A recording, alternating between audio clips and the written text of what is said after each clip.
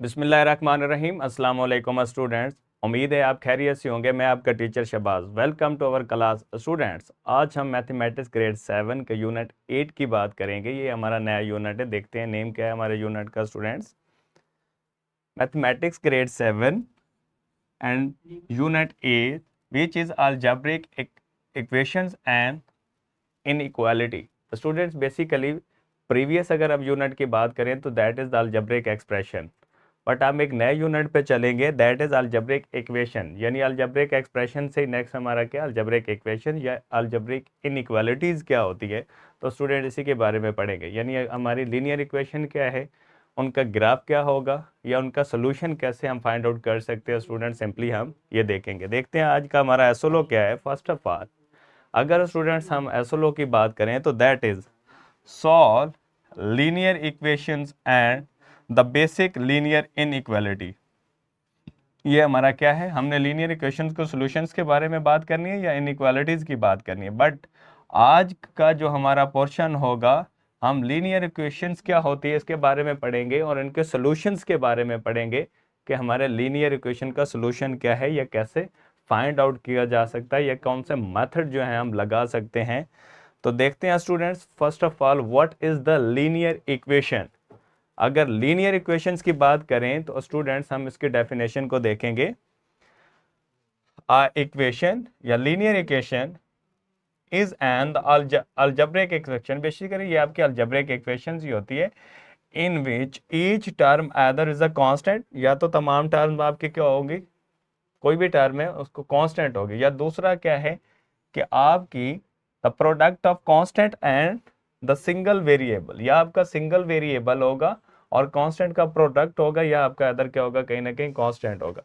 अब जो आपकी इक्वेशंस है इसको लीनियर क्यों कहते हैं। The linear equation are called linear, मतलब इसे लीनियर क्यों कहते हैं, because the graph of the linear equation is the straight line. जब भी आप कोऑर्डिनेट प्लेन की बात करेंगे यानी एक्स वाई, आप जब भी ग्राफ ड्रा करेंगे यानी कोऑर्डिनेट प्लेन के ऊपर, या जिसे आप रेक्टेंगुलर कोऑर्डिनेट सिस्टम कहते हैं, तो हमारा graph basically linear equation one variable में हो या टू वेरिएबल में हो तो क्या आता है, एक स्ट्रेट लाइन आता है। अगर ग्राफ स्ट्रेट लाइन है, ग्राफ लीनियर है, तो सो दैट्स वाई हम इन इक्वेशंस को भी क्या कहते हैं स्टूडेंट्स, लीनियर इक्वेशन कहते हैं, राइट। अब कुछ एग्जांपल को देखते हैं स्टूडेंट्स। एक मैं बात और भी बता दूं, ये इस डेफिनेशन को आप और भी इजी कर सकते हैं। आप यूं भी कह सकते हैं equation in which highest power of the variable is one is called linear equation.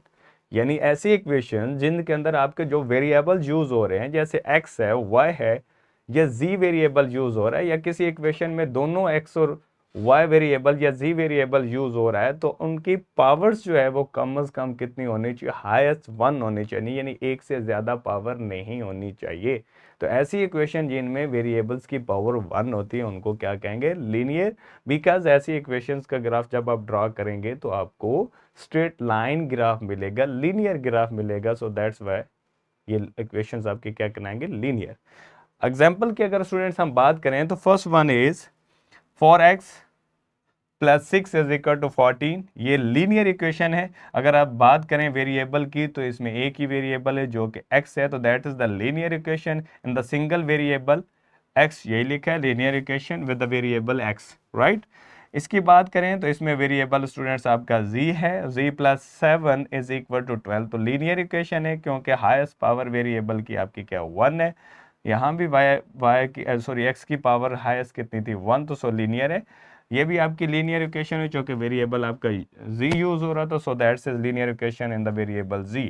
अगर थर्ड की बात करें तो that is 3y minus 8 is equal to 19 और highest power of the variable is 1 y का। So linear equation in the single variable which is y। तो आप एक से ज्यादा वेरिएबल की भी लीनियर इक्वेशन लिख सकते हैं। जैसे मैं कहूँ x plus Y is equal to 5, तो इसमें दो वेरिएबल यूज हो रहे हैं, x और y यूज हो रहे हैं, सो दोनों की पावर 1 है, तो ये भी आपकी क्या है, लीनियर इक्वेशन है। जैसे हमने ग्राफ की बात की तो depend upon number of variable आपके कितने हैं इक्वेशंस के अंदर, उसके ऊपर डिपेंड करता है कि ग्राफ कैसा होगा। अगर सिंगल वेरिएबल x है तो ग्राफ आपका क्या होगा, पैरेलल टू y एक्सेस होगा। और अगर इक्वेशन में सिंगल वेरिएबल आपका y है तो पैरेलल टू एक्स एक्सेस होगा। अगर बोथ वेरिएबल एक्स और वाई हैं तो neither parallel to X axis nor parallel to Y axis होगा। ये फिर डिपेंड करता है आगे जब हम ग्राफ इसका जो है स्टूडेंट्स हम ड्रा करेंगे या प्लॉट किया करेंगे, ये कॉन्सेप्ट्स भी आपके क्लियर हो जाएंगे। नेक्स्ट देखते हैं students, solution of the linear equation. यानी अगर आपके पास एक लीनियर इक्वेशन है, चाहे वो स्ट्रेट लीनियर इक्वेशन है या कहीं कोफिशिएंट उसके जो वेरिएबल के कोफिशिएंट हैं वो कहीं फ्रैक्शन की फॉर्म में है या होल इक्वेशंस आपकी कहीं फ्रैक्शंस की फॉर्म में है, तो कैसे सॉल्व किया जाएगा। तो फर्स्ट इजी एग्जांपल मैंने लिए, नेक्स्ट हम बाकी भी टाइप्स को देख लेते हैं स्टूडेंट। तो सोल्यूशन के अंदर मेरे पास एक इक्वेशन है जिसमें आपका 3x + 5y = 20 है। तो स्टूडेंट्स फर्स्ट ऑफ ऑल हमें ये देखना चाहिए कि सोल्यूशन का मतलब क्या है। मतलब ये हुआ कि जो भी इक्वेशंस के अंदर हमारा वेरिएबल होगा, चाहे x है या y, उसको हमने क्या करना है, आइसोलेट करना है, यानी सेपरेट आउट करना है। ठीक है। अब अगर उसके साथ कोई वेरिएबल वाली साइड पे कांस्टेंट ऐड हो रहा है तो दूसरी साइड पे जाके सब्ट्रैक्ट हो जाएगा। अगर कोई आपका कांस्टेंट सब्ट्रैक्ट हो रहा है तो दूसरी साइड पे जाके ऐड हो जाएगा। अगर कोई कांस्टेंट आपका क्या हो रहा है, मल्टीप्लाई वेरिएबल के साथ हो रहा है तो दूसरी साइड पे डिवाइड हो जाएगा। अगर कोई आपका कांस्टेंट वेरिएबल के साथ डिवाइड हो रहा है तो दूसरी साइड पे जाके मल्टीप्लाई हो जाएगा। यही आपके 4 केसेस ही हो सकते हैं। या अगर आपके वेरिएबल्स दोनों साइड पे एक से ज़्यादा टाइम है, यानी इधर भी x वाली टर्म है दूसरी साइड पे भी x वाली टर्म है, तो आप x वाली टर्म को क्या करेंगे, एक साइड पे और बाकी जो आपके कांस्टेंट होंगे दूसरी साइड पे शिफ्ट कर लेंगे। मकसद क्या होगा कि x को सेपरेट आउट करना है। तो यही हमारा क्या हो जाएगा, सोल्यूशन। तो देखते हैं, जैसे मैं बात कर रहा था 3x + 5 = 20, तो 5 बेसिकली यहाँ ऐड हो रहा है तो दूसरी साइड पे फर्स्ट स्टेप पे जाके क्या हो जाएगा, सब्ट्रैक्ट। तो जैसे 20 में से आप 5 को सब्ट्रैक्ट करें, आंसर इज 15।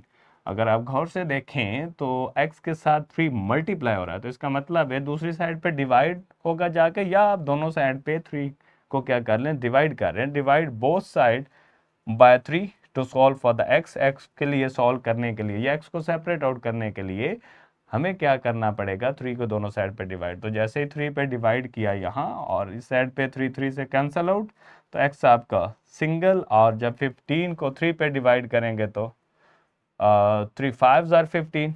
सो आंसर आप लोगों को क्या मिल गया, 5। अब आपका x जो है वो सेपरेट आउट हो चुका। अब यहाँ स्टूडेंट्स एक बहुत इंटरेस्टिंग बात है, जो आंसर आप निकालते हैं यानी वेरिएबल की वैल्यू आपको क्या मिली, 5। अब चेक करना चाहते हैं कि क्या हमारे जो इक्वेशन है उसका ये रूट है या नहीं है, सोल्यूशन है या नहीं है। तो सो सिंपल, अगर आप इसको उठा के यहाँ पे लगाएं गिवन इक्वेशंस के अंदर और इक्वेशन अगर सेटिस्फाइड हो जाए, जो आंसर आपने निकाला वो इक्वेशन में दी गई इक्वेशन में लगाने से दोनों साइड का आंसर अगर बराबर आ गया तो वो स्टूडेंट्स आपका क्या होगा, रूट होगा, सोल्यूशन कहलाएगा। और इसका मतलब है आपकी जो भी लीनियर इक्वेशन आपने सॉल्व किया आंसर ठीक है। इसको चेकिंग कहते हैं कि चेक करना, तो आप चेक कर सकते हैं। ठीक है, जैसे कि हमारा आंसर क्या निकला, 5। x की जगह 5 लगाएंगे तो 5 3 जार 15 और 5 ऐड करेंगे तो 20। सो दोनों साइड का आंसर 20 20 मिला। तो आपका 5 आंसर ट्रू है, जो कि रूट कहलाएगा इस गिवन इक्वेशन का। और एट द एंड आप इसको सोल्यूशन सेट भी कहते हैं, ऐसे करके, यानी आप ब्रैकेट करली ब्रैकेट के अंदर जो भी आंसर निकलेगा राइट कर सकते हैं। नेक्स्ट,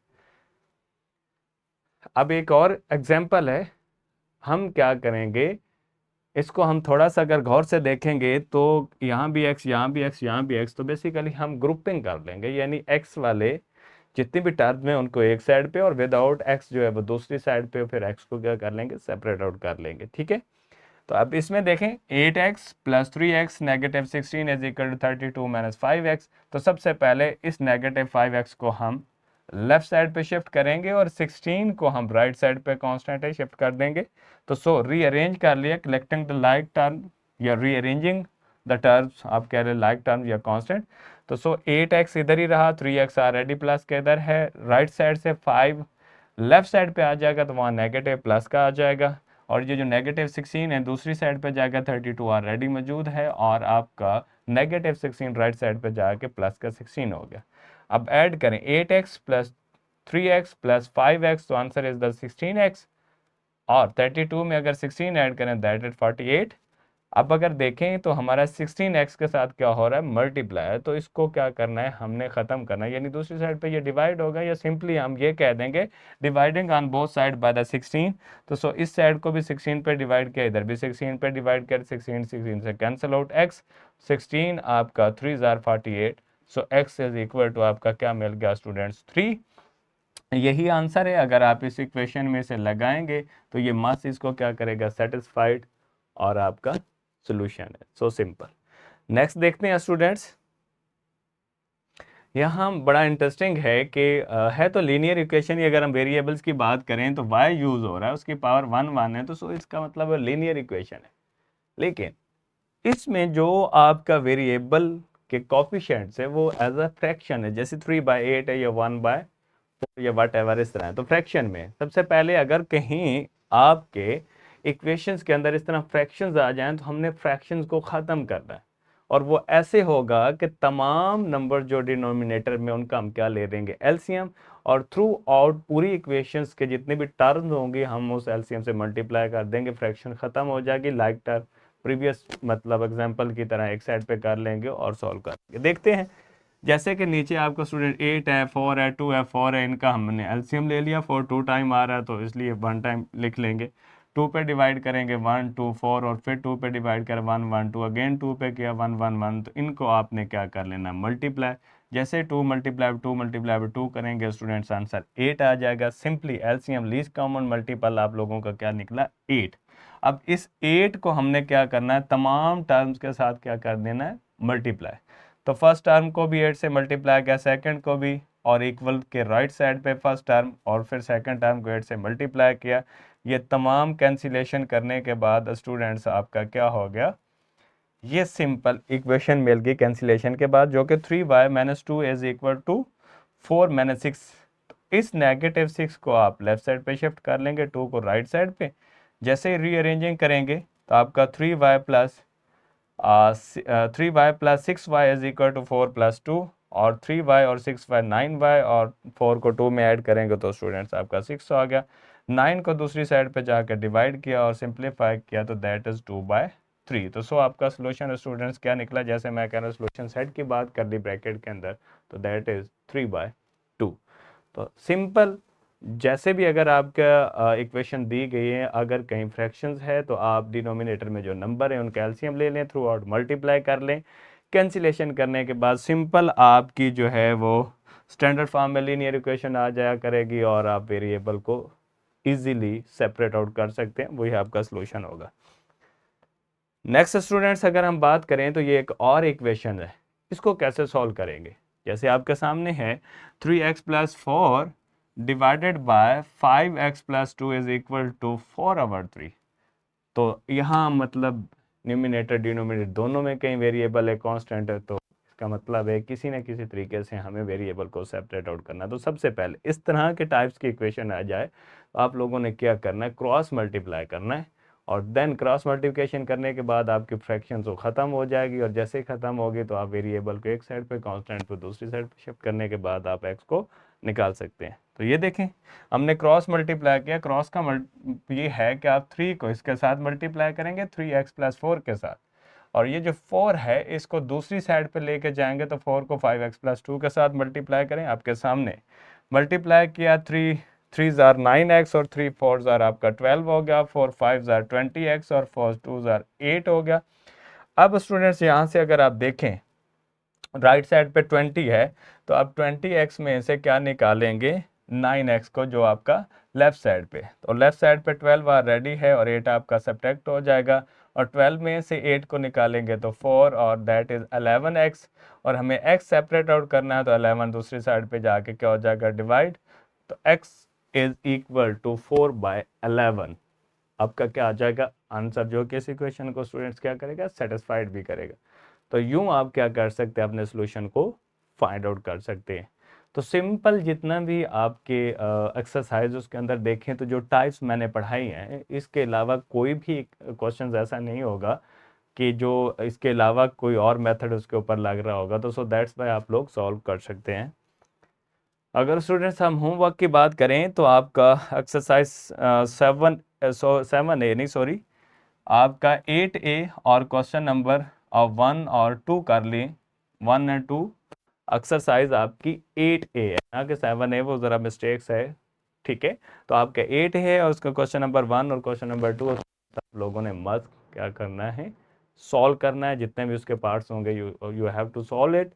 अगर स्टूडेंट्स हम रिसोर्सेज की बात करें तो first one is the worksheet and the second one is the question bank for you and the third one is lesson plan for the you and fourth one is power point presentation. तो ये तमाम चीज़ें आपको lecture के इस link के अंदर मिल जाएंगी। अगर मैं अपने लेक्चर को थोड़ा सा समराइज़ करूं तो हमारा एसओलो ये था कि हम लीनियर इक्वेशंस और उनके सॉल्यूशंस के बारे में पढ़ना चाह रहे थे कि सॉल्व कैसे करना लीनियर इक्वेशंस को। तो फिर कुछ हमने डेफिनेशन देखी और लीनियर इक्वेशंस क्यों लीनियर कहलाती है, और देन कुछ मेथड्स हमने लगाए सॉल्यूशंस के जिससे हमने डिफरेंट एग्जांपल को सॉल्व किया। आई होप सो आप लोगों ने गेन किया होगा। मिलते हैं एक नए लेक्चर के साथ, तब तक अपना ख्याल रखिए। अल्लाह हाफिज़ and thank you from my side.